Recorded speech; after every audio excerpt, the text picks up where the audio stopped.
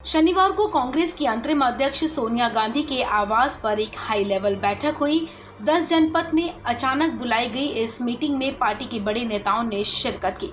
इस दौरान वर्तमान राजनीतिक स्थिति के साथ ही आगामी लोकसभा चुनाव पर भी चर्चा की गई। बैठक की खास बात ये रही कि इसमें चुनावी रणनीतिकार प्रशांत किशोर भी मौजूद थे।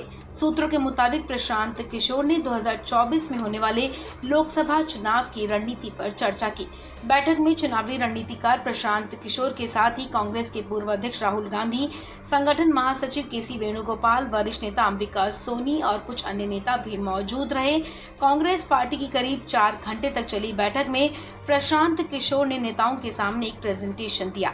इसके साथ ही 2024 की तैयारियों को लेकर रोड मैप भी बताया। इस दौरान ग्रुप डिस्कशन के साथ ही व्यक्तिगत चर्चा भी हुई। केसी वेणुगोपाल ने बैठक की जानकारी देते हुए बताया कि प्रशांत किशोर ने सोनिया गांधी के सामने 2024 की चुनावी रणनीति पर एक विस्तृत प्रस्तुति दी है। उनके द्वारा प्रस्तुत योजना को कांग्रेस प्रमुख द्वारा स्थापित एक समूह के द्वारा देखा जाएगा और समूह अंतिम फैसले के लिए पार्टी प्रमुख को 1 हफ्ते के अंदर अपनी रिपोर्ट पेश करेगा। आइए सुनते हैं क्या कुछ कहा केसी वेणुगोपाल ने। Prashant Kishore had given a detailed presentation on 2024 election strategy to the Congress President and some of her senior colleagues. The plan presented by Prashant Kishore will be looked after by a small group set up by Congress President. That group will give reports to the Congress President within a week time for a final decision. Everything you will get a decision within a week time. Actually, I told Congress Prashant Kishore has made a presentation, detailed presentation for 2024 election strategy.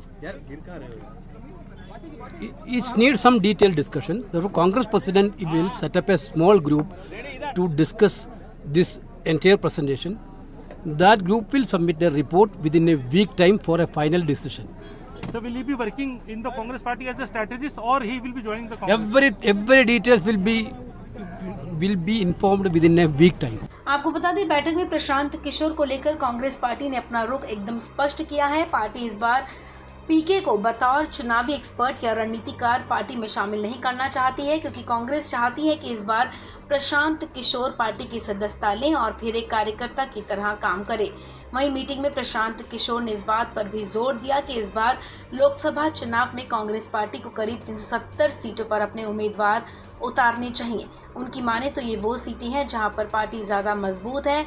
बाकी सीटों पर गठबंधन के साथियों को उम्मीदवार उतारने का मौका दिया जाए।